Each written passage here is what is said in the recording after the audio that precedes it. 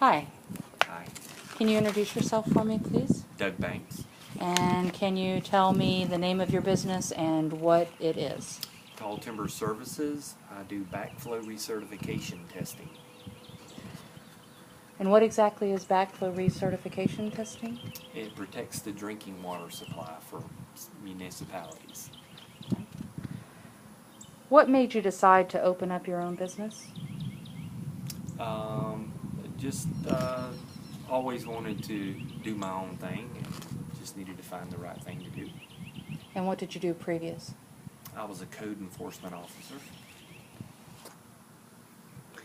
Who or what was the inspiration to start up your business? Probably the inspiration of leaving a job that I wasn't happy with. And what type of business structure did you decide on, and what helped you make that decision? I went with a subchapter S, and my accountant helped me. And what was your reasoning behind the subchapter S? Just the personal protection that it offers. Before you decided to open this business, what research did you do to determine the market and the need? Well, I had people that needed that service are the ones that gave me the idea of going into that field. So I knew there was already a need. So I just needed to pursue whether it was something I thought that I would like to do and could do. And you knew those people from personal endeavors or through your code enforcement? Personal.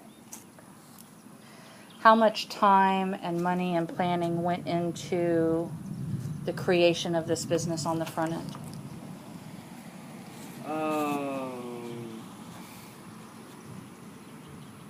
Time, I just weeded through several other options, so I don't remember specifically how much time.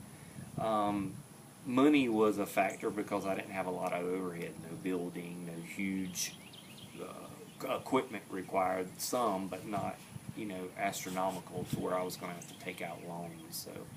So that made it easier for me to have startup. I just had no customers.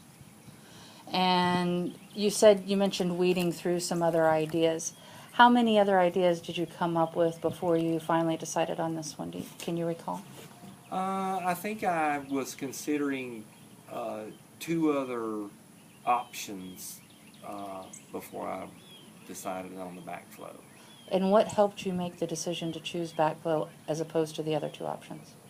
One had some questions of getting contracts. Where would I, how would I obtain the business? And the other was something that I had the ability to do, but didn't necessarily want to do it. Gotcha. Yeah. So that your passion wasn't in that area. Sure. Yeah. So the startup capital was something that you had already, so you didn't have to take out any kind of loans. When it was time to locate your customer base, how did you go about that process? Well, in the process of deciding to go on backflow, I had already contacted some of the municipalities that required the testing to say, what do you require? How does it work from your end? Et cetera, et cetera. So that's how I gained information of okay, there's ways to get lists of people that have backflow valves that I can market to. Yeah. And what level of networking do you feel is necessary to be successful in this business?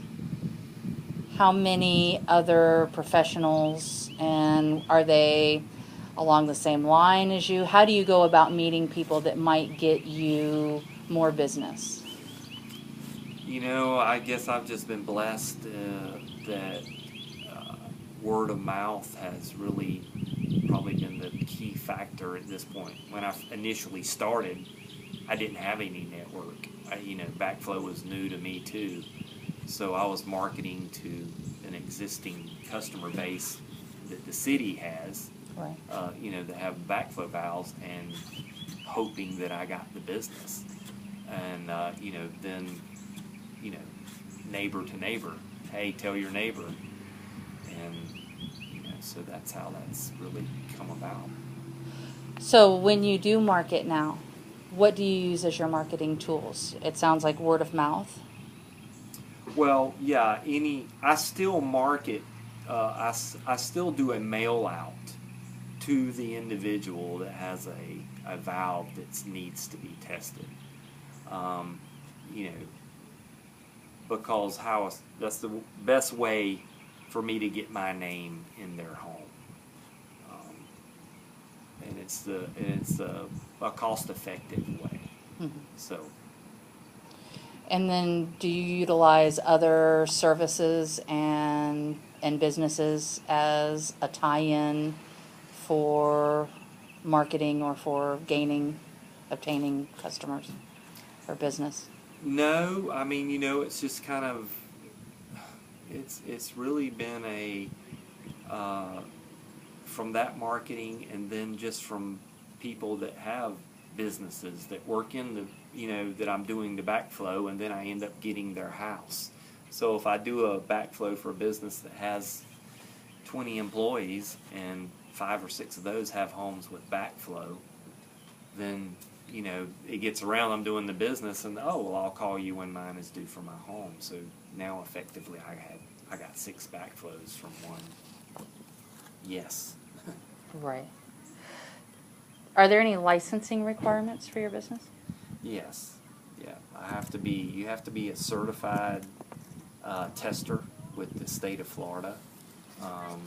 You have to pass a written exam and hands-on on 3 different types of backflow valves every 2 years. Is that an arduous process, or was it something that came fairly easily to you with your background? Once you learn what you have to do, then it becomes easier. Do you use any technology for your business? Website, social media? Not really. In my particular business, it's hard to market that way because it's an item that people don't know what it is anyway, so they're not looking for it. Right. And then if they happen to come across it, they still don't know what it is. So, it's hard to market outwardly. So, I don't use much of the traditional marketing, billboards and such, radio, no. So. If you were to give advice to a new entrepreneur who was thinking of starting a service business, what would be your top words of wisdom for them? Answer your phone. Return calls if it does happen to go to your voicemail immediately. And do what you say you're going to do. Show up and do the job, when you said you were going to do it in a timely manner. And in your opinion, is that a make or break for that type of an industry business? I think so. I mean, in your experience, any item that breaks in your house and you try to call a repair guy and he says, I'll be there between 10 and 3, Right. Who wants that? If you say you're going to be here at 11, that helps me, and be there at 11. Right. Yeah. Well, Doug, thank you very much for your time. Thank you. Appreciate it. You are at